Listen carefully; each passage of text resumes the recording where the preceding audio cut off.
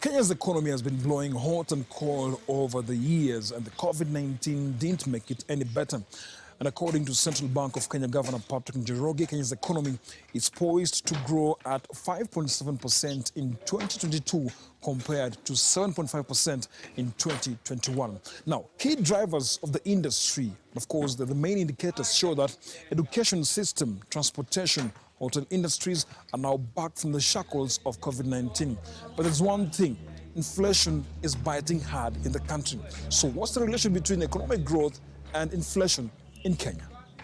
Kenyan inflation moved closer to the ceiling of the central bank's target range in May as prices of food and basic goods, including laundry soap, soared.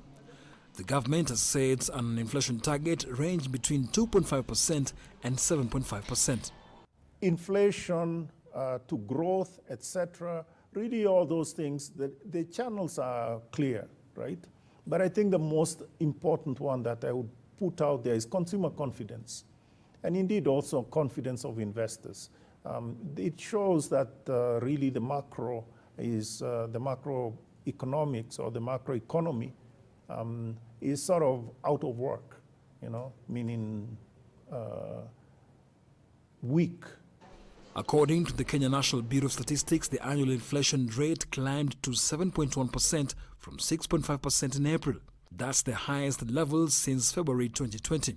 Experts warn the high cost of living is now being felt across the country. Our economy is designed in such a way that there's a small proportion of people that you can almost say hold quite a big chunk of our GDP or our economy. Then there's this many people who benefit or have a very small proportion of it.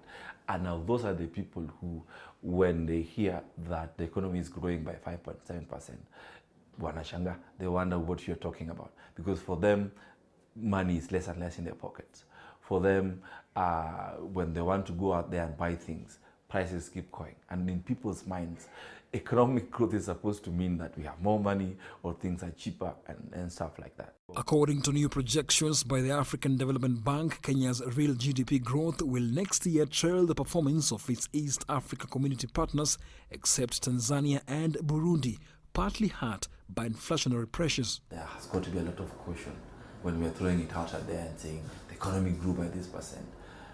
Let's come down to looking at these basic things that affect people's lives.